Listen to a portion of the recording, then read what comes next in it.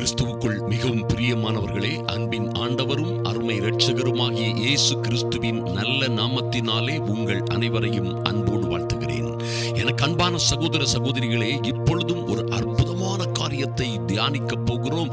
அது நிச்சயமாகவே உங்கள் வாழ்க்கையில் மகா பெரிய அற்புதங்களை நடப்பிக்கும். அற்புதங்கள் உங்கள் வாழ்க்கையிலே நிச்சயமாய் நிகழும் என்பதிலே எந்த மாற்றமும் இல்லை. பாருங்கள், இதை நீங்கள் செய்யக்கூடுமானால் உங்களால் செய்யக்கூடாத காரியம் ஒன்றும் இராது என்பதை நாம் வேதத்திலே தியானித்து பெற்றுக் கொள்ளலாம். இது உங்களால் கூடுமானால் நீங்கள் நினைத்ததை சாதிப்பீர்கள் என்பதிலே சந்தேகமே இல்லை.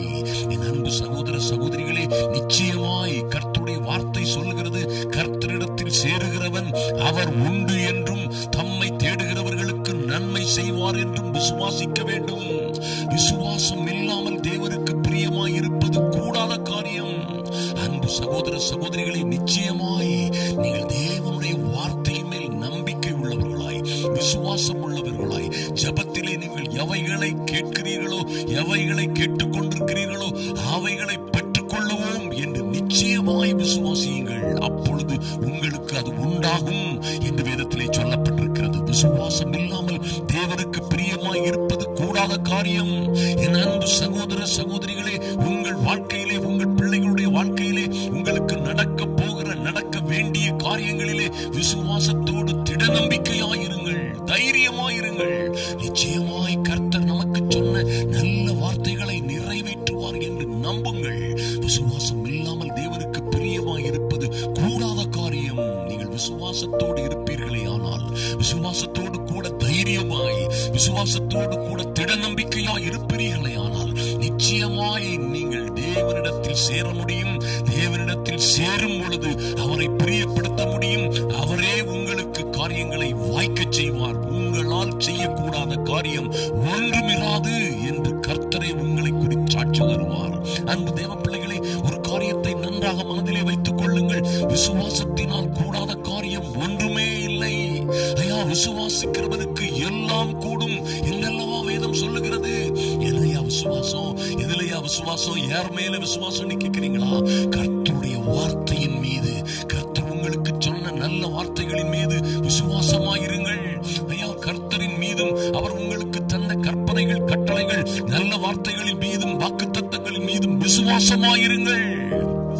அப்படியாய் விசுவாசிக்கும் பொழுது உங்களுக்கு உங்களால் கூடாத காரியம் ஒன்றும் இராது என்று வேதத்திலே சொல்லப்பட்டிருக்கிறது. மத்தேயு 21:22 வாசித்து பார்த்தீர்களானால், இயேசு அவர்களை நோக்கி, நீங்கள் சந்தேகப்படாமல் விசுவாசம் உள்ளவர்களாய் இருந்தால் இந்த அத்தி மரத்திற்கு நான் செய்ததை நீங்களும் செய்வதும் அல்லாமல், இந்த மலையை பார்த்து நீ பெயர்ந்து சமுத்திரத்திலே தள்ளுண்டு போ என்று சொன்னாலும் அப்படி ஆகும் என்று மெய்யாகவே, நிச்சயமாகவே, உறுதியாகவே உங்களுக்கு சொல்லுகிறேன் என்று சொன்னாரே. மேலும் நீங்கள் விசுவாசம் உள்ளவர்களாய் ஜெபத்திலே எவைகளை கேட்பீர்களோ அவைகளை எல்லாம் பெறுவீர்கள். ஐயா, இது கர்த்தருடைய வார்த்தை என்று நிச்சயமாய் நம்புங்கள். என் அன்பு சகோதர சகோதரிகளே, விசுவாசத்தோடு நீங்கள் தைரியமாய், திட நம்பிக்கையோடு, விட்டு கொடுக்காதபடி உறுதியாய் விசுவாசத்திலே நிலைத்திருப்பீர்களே ஆனால், நிச்சயமாய் நீங்கள் நினைத்த காரியத்தை சாதிப்பீர்கள். நீங்கள் நினைத்த காரியம், நீங்கள் வேண்டிக் கொள்ளுவது எதுவோ, நீங்கள் ஜெபத்திலே கேட்டுக் கொள்ளுவது எதுவோ அதை நீங்கள் பெறுவீர்கள் என்று கர்த்தர் சொன்னாரே. நிச்சயமாய் அவைகளை நீங்கள் பெற்றுக் கொள்ளுவீர்கள். அவைகளை தடுக்க, அவைகள் இருந்து உங்களை மாற்றி போட இந்த உலகத்திலே எந்த சக்திக்கும் அதிகாரம் இல்லை. ஐயா, கர்த்தர் இப்படியாய் சொல்லுகிறார், கடுகு அளவு விசுவாசம் உங்களுக்கு இருந்தால், mighty God. இன்னும் ஒரு இடத்திலே சுவிசேஷத்திலே கர்த்தர் சொல்லுகிறார், கடுகு அளவு விசுவாசம் உங்களுக்கு இருக்குமே ஆனால் இந்த மலையை பார்த்து, கடுகு எவ்வளவு சிறியதாய் இருக்கிறது, ஆனால் மலையோ எத்தனை பெரிதாய் இருக்கும். கற்பனை செய்து பாருங்கள்.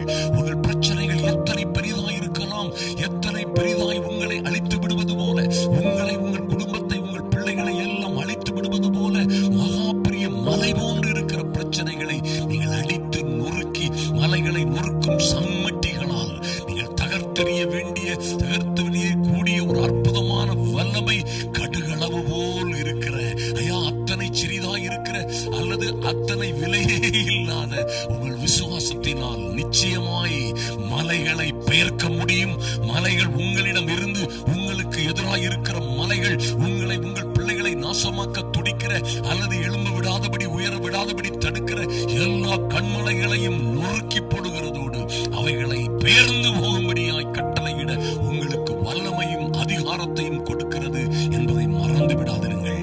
என் அன்பு தேவ பிள்ளைகளே, கர்த்தர் சொன்னார் பாருங்க, மரித்து போன லாசருவுக்கு முன்பாக நின்ற சகோதரிகளை பார்த்து சொன்னார் கர்த்தர், நீ விசுவாசிக்க கூடுமானால், நீ விசுவாசிக்க கூடுமானால், ஓ மைட்டி காட், தேவனுடைய மகிமையை, தேவனுடைய மகத்துவத்தை காண்பாய் என்று சொன்ன அதே வார்த்தை இன்று நீங்களும் உங்கள் பிள்ளைகளும் என்ன நிலைமையில் இருந்தாலும் சரி, நீங்கள் தேவனுடைய மகிமையை காண்பீர்கள். ஐயா, இந்த வெற்றி எல்லாம் உங்கள் கரத்திலே கொடுக்கப்பட்டிருக்கிறது. இந்த வெற்றி, இந்த சாதிக்கிற தத்துவம், இந்த அருமையான வாக்குத்தத்தங்கள் எல்லாம் உங்கள் கரத்திலே இருக்கிறது. நிச்சயமாய் நீங்கள் அதை பெற்றுக்கொள்ள முடியும். நீங்களே உங்கள் வழியை வாய்க்க செய்ய முடியும் என்பதிலே சந்தேகமே இல்லை. நாம் இப்பொழுது ஜெபிப்போம். எங்கள் அன்பின் பரலோக பிதாவே, நன்றியோடு உம்மை நோக்கி பார்க்கிறோம் சுவாமி. இந்த ஜெப வேளையிலே வந்திருக்கிற என் அன்பு சகோதர சகோதரிகள் ஒவ்வொருவருக்காகவும் ஜெபிக்கிறோம் ராஜா. நன்றி செலுத்துகிறோம். பல காலமாய் ஜெபித்துக் கொண்டிருக்கிற காரியங்களிலே இன்று ஒரு அற்புதமான காரியத்தை என் தெய்வமே நீர் உம்முடைய பிள்ளைகளோட பேசினதற்காக நன்றி செலுத்துகிறோம் ராஜா. நன்றியோடு உம்மை நோக்கி பார்க்கிறோம். விசுவாசத்தோடு இந்த ஜெப வேளையிலே, விசுவாசத்தோடு இந்த செய்தியை கேட்டுக்கொண்டிருக்கிற ஒவ்வொரு பிள்ளைகளுக்கும் லார்ட், இவர்கள் நினைக்கிறவைகளை சாதிக்கும்படியான ஒரு தேவ வல்லமையை, தெய்வீக அனுக்கிரகத்தை நீர் இவர்களுக்கு கொடுத்திருப்பதற்காக நன்றி செலுத்துகிறோம் ராஜா. இந்த அற்புதங்களின் ஜபத்திலே லார்ட், உங்களால் செய்யக்கூடாத காரியம் ஒன்றுமிராது என்று சொன்ன உம்முடைய நல்ல வார்த்தைகள் எல்லாம் உம்முடைய பிள்ளைகளுடைய வாழ்க்கையிலே பலிக்கும்படியாய், இவர்களும் இவர்கள் பிள்ளைகளும் வாழ்ந்து சிறந்திருக்கும்படியாய் தேவனாகிய கர்த்தருடைய அனுக்கிரகம் ஒவ்வொருவர் மீதும் இறங்கி வரும்படியாய் ஜெபிக்கிறேன் சுவாமி. நன்றி செலுத்துகிறோம் ராஜா. ஓ, இவர்களுக்கு விரோதமாய் இருக்கிற எல்லா விதமான உபத்திரவங்கள், பாடுகள், துயரங்கள் எல்லாவற்றிலும் இருந்து, எல்லா விதமான சோதனைகள், வேதனைகள், எல்லா வியாதி, துன்பங்கள், வருத்தங்கள், கடன்கள் எல்லாவற்றிலும் இருந்து கர்த்தருடைய பிள்ளைகளை விடுவிக்கிறதற்காக நன்றி செலுத்துகிறோம் ராஜா. நீர் உண்டு என்று விசுவாசித்து, ஐயா நீர் இருக்கிறவராகவே இருக்கிறீர் என்பதை விசுவாசித்து, உம்முடைய சமூகத்திலே விசுவாசத்தோடு வந்திருக்கிற இவர்களை நீர் வாளாக்காமல் தலையாக்கும்படியாய், இவர்கள் கீழாகாமல் மேலாகும்படியாய், ஒரு தெய்வீக அனுக்கிரகம் இவர்கள் மீது இறங்கி வரும்படியாய், வேண்டிக் கொண்ட எல்லாவற்றிலும் ஒரு மாற்றமும் மகிமையும் உண்டாகும்படியாய் ஜெபிக்கிறேன். கரத்திலே ஒப்புக் கொடுக்கிறேன். கர்த்தர் பெரிய காரியங்களை செய்வீராக. அன்பரும் ஆத்தும ரட்சகருமாகிய இயேசு கிறிஸ்துவின் நல்ல நாமத்தினாலே ஜெபிக்கிறோம் எங்கள் அன்பின் பரலோக பிதாவே. ஆமென், ஆமென். என் அன்பு சகோதர சகோதரிகளே, நிச்சயமாய் நன்றாக கவனியுங்கள். நாளை மறுநாள் சனி மற்றும் ஞாயிறுகளிலே நம்முடைய அற்புதமான தூத்துக்குடியிலே நடக்கிற, தூத்துக்குடி காய்கனி மைதானத்திலே அந்த அற்புதமான கிரவுண்ட்ல நடக்கிற 2 நாள் இரவு கூட்டங்களிலும் கர்த்தர் மகாபிரிய